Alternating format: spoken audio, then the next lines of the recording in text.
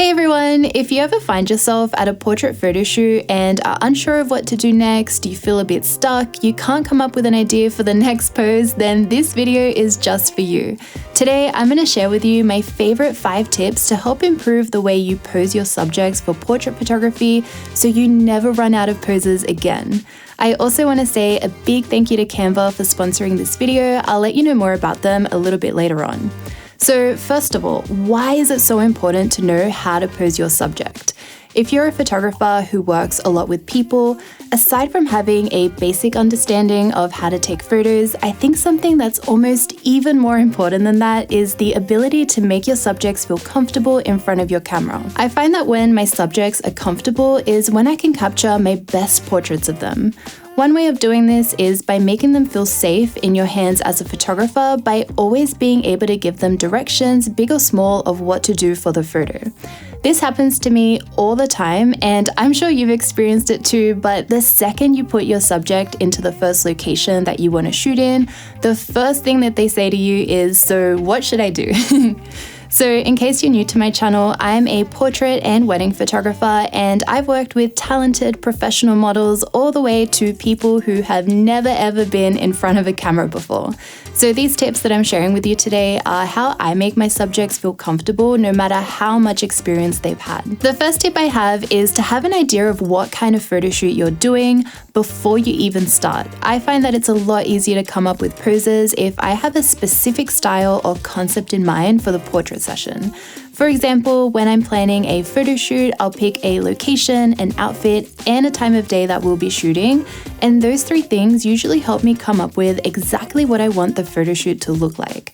So for example, you might be using very flowy clothing during golden hour, so you want the posing to be very soft, curvy, and elegant.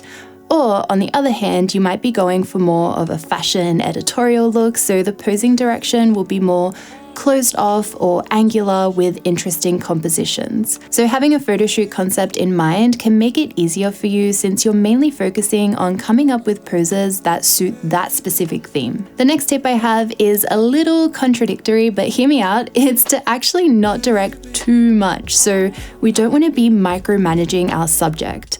There are a couple of reasons for this. When I do portrait photography, I like it to be a collaborative effort between the subject and I, so I can capture portraits that reflect who they are as a person. If I'm constantly telling them exactly what to do, then their personality won't really be reflected in the photos that I'm taking of them. With fashion photography, you are creating your own story, so this doesn't apply as much, but this is definitely true if you're doing portrait sessions like senior portraits, family shoots, or weddings.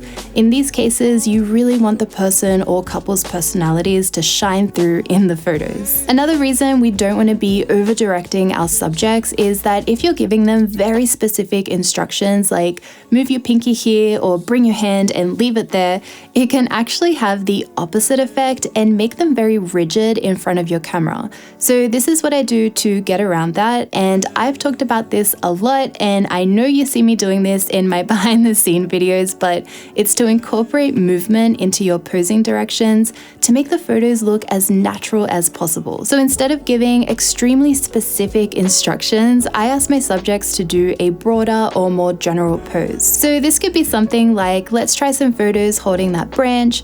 You can cross your arms, you can swing your arms around, and you end up with a set of photos with a nice amount of variety and very natural posing. My third tip is to have some go-to poses to help you out when you get stuck. Go-to poses are so helpful when you're feeling stuck at a photo shoot and you're not sure what to do next. It's great to have a pose ready to go for moments like this so you don't lose momentum. I have a bunch of these poses in the back of my mind, but I would say it's really helpful to start off with at least 5 of them. A lot of the time, you might even want to start your photo shoot session with one of these backup poses just to start breaking the ice and getting everyone off on the right foot so you have a fun and creative rest of the portrait session. So here's my list of poses that are super easy to remember and pretty much everyone looks good doing them. The first one is the over-the-shoulder portrait. This is such a classic pose and it looks so beautiful. I love it. The next one is cross your arms. Very simple, but it looks nice and there's a lot that you can build off with this pose. The third one is bring your hands up to your face, which is so great for close-up portraits. The next one I'm guilty of doing a lot, but I just love how it looks, and it's when your subject is sitting down, I always ask them to rest their head on their hand. And the last one, which is also for sitting down, is that I just ask my subject to sit down however feels comfortable for them. So this means that you end up with various different sitting down poses across portrait sessions, just depending on how your subject decides to sit down. Again, it's another really simple one, and these are all very, very easy to remember. My next tip is don't be afraid to repeat your poses even if it's during the same shoot.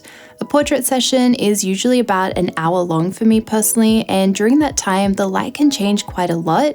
I also use as much of the location we're in as possible, so I like to walk around and use all our surroundings so we have a variety of final photos with different looks. So I find that the same pose can look so different when you're shooting in a new location or as the light changes throughout the session, or if you try that same pose with a different composition. So going back to our go-to poses tip, say you try the arms crossed pose, you can get a close-up portrait of that pose, you can get a mid-length shot, and this pose also works really well for a full body photo. So if you're in a new location and the photos are looking quite different, you can always go back to repeat a pose that you've already done and just capture it in a different way. Okay, my last tip to make posing easier is that you don't actually need to remember entire crazy poses from head to toe to capture great photos.